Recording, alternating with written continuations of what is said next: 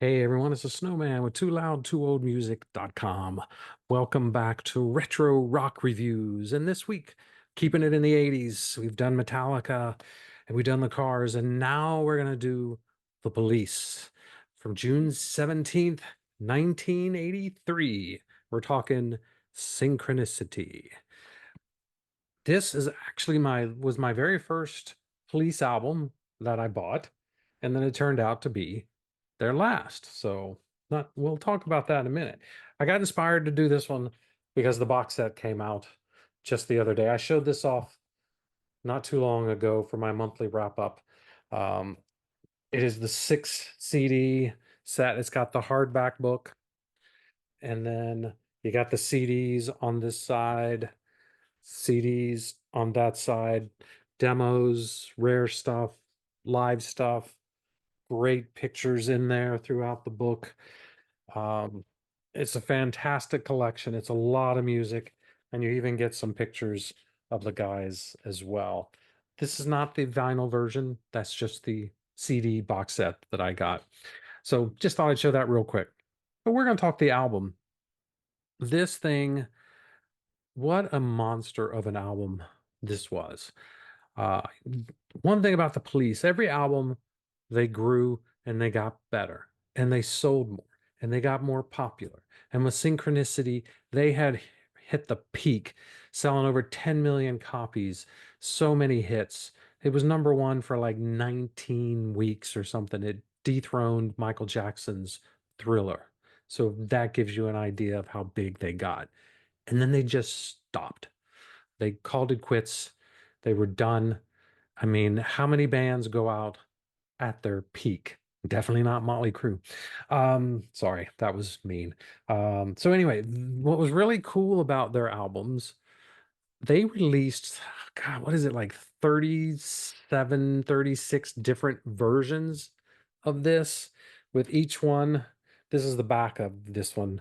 That's the front. So each one reorganized the pictures, changed the colors. So there are 36 different variations that you can pick up out there. And I can tell you, I don't know if I'd want to try and do that. So this is the inner sleeve. We do have it just on a black vinyl. It is great. I do love, it's very dirty. Got white on one side, black on the other, but the different colors as well. Great packaging. Uh, I mean, back then, if you wanted to buy all of them, it would have set you back a good ways. Um, the album itself, from what I understand and what I've read, was inspired by Arthur Koestler's, sue me if I'm wrong, The Roots of Coincidence. The title of the album and a lot of the songs came from that book. Even Ghost of the Machine is inspired by one of his books as well. The band themselves, they've got usually a strong reggae influence in some of their songs. None of that is here. Here they're, I wouldn't, maybe more world music. They've incorporated more sounds from around the world, um, and really changed up. I mean, like I said, each album they've grown and they've changed. And this one, I think, took their songwriting and musicianship and everything to a whole another level. So let's just get right into it. When I listen to this album then and now, I still think these guys are just so smart. Their writing is so intelligent. For me, I felt like stupid listening to this thing when I was a kid. It's like I didn't understand half the stuff they were talking about, and still don't today, probably. But the opening track was Synchronicity 1. And it just blew me away. The amount of music that these three guys can play, it's mind-boggling what they can produce. This particular song, it'll just grab your attention. It's a foot stomping. Sting just rips through those lyrics so fast. And, it's hard to keep up, hard to understand, but at the same time you can understand whatever he's saying. I mean, he just rattling off these lyrics so fast, and they felt smart to me. I mean, when I was 14, I was a stupid little kid. These guys just sounded intelligent to me. But yeah, I just love the short little rhymings. A connecting principle, linked to the invisible, almost imperceptible. That whole rattling off. I wasn't going to try to sing that. Um, the way he was doing it, I mean, it was really cool, and I really liked that opening track. The next up was Walking in Your Footsteps. And I thought these guys were becoming science freaks. You know, they talked about a little bit in the other one. Now they're talking about dinosaurs. Well, they were and they weren't talking about dinosaurs. I think what I'm getting from this song is that they're comparing our time on Earth to the dinosaurs, and that we're currently God's favorites. The dinosaurs were his favorites, but they were wiped out. And eventually, we'll get wiped out and then something else will come along. That's how I take the song. But it's just a really cool song. Uh, and one of, God, there's so many on here that are my favorites. Next is Oh My God. And it slowly comes in with some heavy bass, a drum beat, and then Sting comes singing. I loved how different the song was from the other two. Actually, that's what I like about this whole album. All the songs are fairly different and give you a lot of variety, keep your interest. There's nothing boring on this album. They definitely like to change it up, which I think what makes this album special and unique.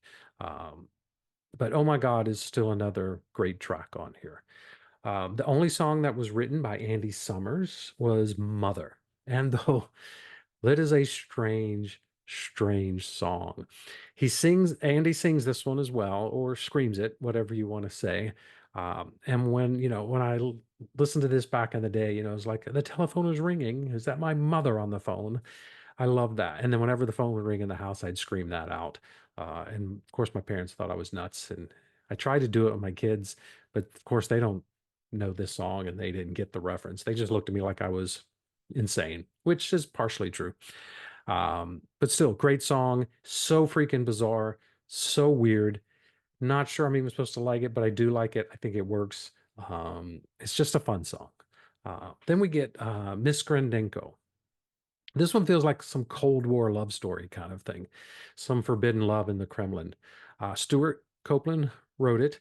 And so if it is about the Cold War in the Kremlin, which wouldn't surprise me because I think his father was in the CIA. I read it on the internet, so of course it has to be true. So it's really a cool song, though. Very different again. But then we get to probably the coolest song on the whole album. It ends side one is Synchronicity II. And this was the reason I bought the album back in the day. And when I fell in love with the Police, this was the song. Then went back and I knew a lot of the other songs. I knew Don't Stand So Close to Me and the big hits, but I hadn't bought anything. So Synchronicity was the first one I bought. And then I went back and got the others. Musically, there's just a ton going on here. It's a rockin' song. Sting sounds amazing on this one.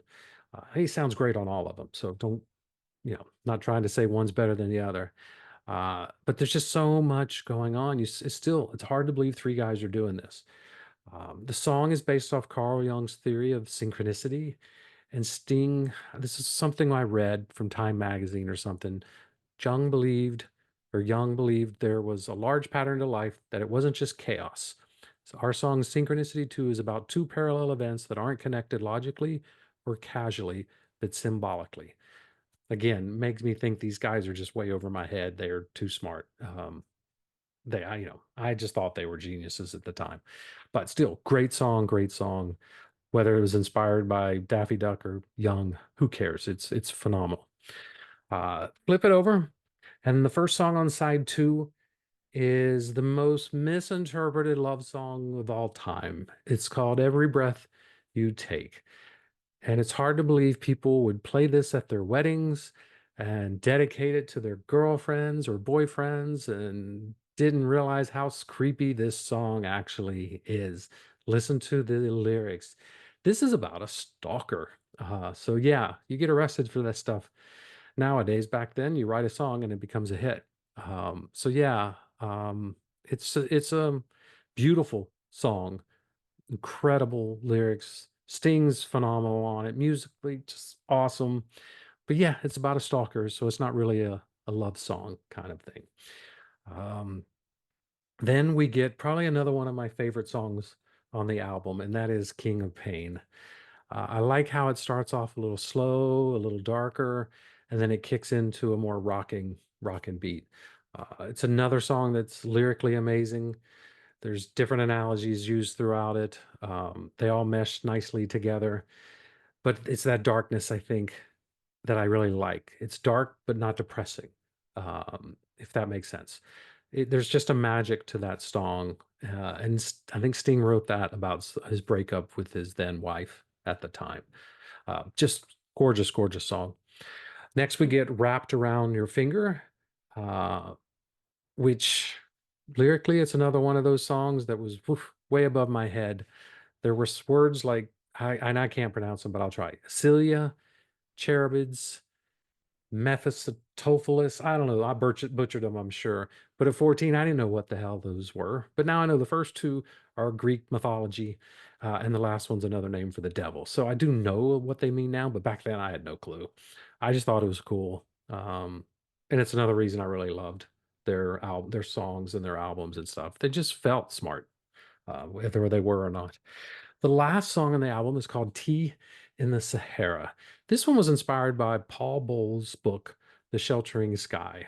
The first part of the book is actually called Tea in the Sahara, and it's about three women waiting in the desert for their prince to have tea with them. Yeah, okay. But it's different. It's not one of my favorites, but it's still great at the same time. Uh, and I still really don't know what the song exactly means, but I do like the style and how they sound on it. And that's it.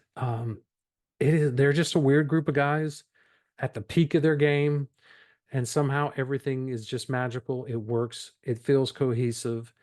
It's an incredible album from front to back. I would not delete any songs. It's obviously a 5 in my book. And if you haven't heard it, it's definitely worth checking out. If you become a big fan, well, you can get the big box set as well, just to hear all the different versions of the song. So, hope you enjoyed. Click like, hit subscribe, and we'll see you next week on Retro Rock Reviews. Thanks.